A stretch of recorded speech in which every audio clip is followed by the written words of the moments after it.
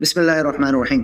एक मंजर अपने जहन में लाए कि जिसमें दो फौजें आमने सामने खड़ी हैं। एक तरफ मुसलमानों का चुना हुआ खलीफा राशिद और दूसरी तरफ एक ऐसा गवर्नर कि जिसको खुद उन्होंने ही बरतरफ कर रखा है। ये समझना मुश्किल नहीं है कि हक पर कौन है और बगावत कौन कर रहा है। और कमाल ये है कि अगर दोनों अफराद दीन इस्लाम पर अमल करने के मामले में और फजाइल में एक जैसे हों तो इंसान मशकूक हो भी सकता है। एक तरफ ये कि पैगम्बर इस्लाम कह रहे हैं कि ये मुझसे और मैं इससे हूँ, ये जवानाने जन्नत का सरदार है, और दूसरी तरफ ये इंसान है कि जिसके बारे में मौजम तबरानी और सुनन नबी दाऊद में मजबूत तरीन रिवायत है कि मक़दाम बिन मादी करब ने भरे दरबार में कहा कि आज मैं तुझे ऐसी बात बताऊंगा तुझे तकलीफ होगी। कहा क्या? कहा मैंने तुम्हारे घर में पैगम्बर इस्लाम की हदीस की और उनके फरमान की मुखालफत होते हुए देखी है। यहाँ लोग रेशम और दरिंदों की खाल पहनते हैं। तुम मुस्कुरा कर जवाब दिए, अरे तुमसे बातों में कौन जीत सका है। अब अगर एक इंसान जिसे कुछ भी ना पता हो, अगर उसे सिर्फ ये दो किरदार और ये मंजर दिखा दिया जाए, उन सेकंडों में फैसला कर सकता है कि बगावत किसने की थी। लेकिन आज के मुस्लिम स्कॉलर्स हवा में लाठियां भाजते हैं सिर्फ ये साबित करने के लिए कि किसी तरह इमाम हसन अलैहिस्सलाम की सुलह को मुआविया के बरहक होने पर एक दलील के तौर पर पेश कर दिया जाए। हमारे आज के दौर के सिंप्लीफिकेशन के माहिर जनाब जावेद अहमद गामदी साहब फरमाते हैं कि चूंकि इमाम हसन अलैहिस्सलाम हुकूमत के रिट कायम करने में नाकाम हो गए थे, इसलिए उनके खिलाफ खरूज करना जायज था। अब कौन उनसे पूछे कि ये रिट कायम न हो सकी तो कभी ये भी बयान करें कि ये रिट किसकी वजह से कायम न हो सकी। फिर तो हर खलीफा बरहक के खिलाफ कयाम करने वाले को आपको दुरुस्त कहना पड़ेगा।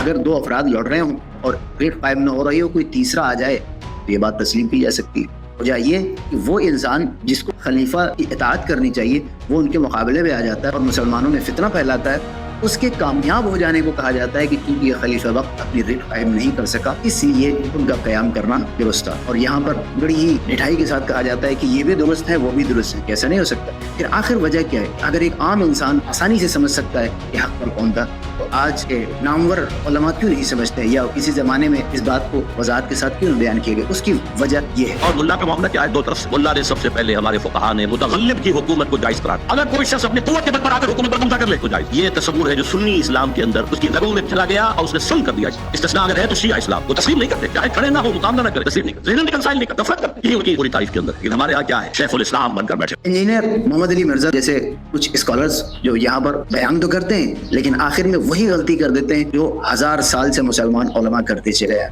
और वो क्या है? ये हक बयान कर दिया, ये हक पर थे और वो बातिल पर थे, और आखिर में कहा कि मैं इन्हें भी रजी अल्लाह ताला अन्हु कहता हूँ, उन्हें भी रजी अल्लाह ताला। अब कौन अर्ज करे कि हजरत ये जो एटीट्यूड आपका है, इसी एटीट्यूड ने 1000 सालों से हक को लोगों की निगाहों के सामने आने से रोक रखा है।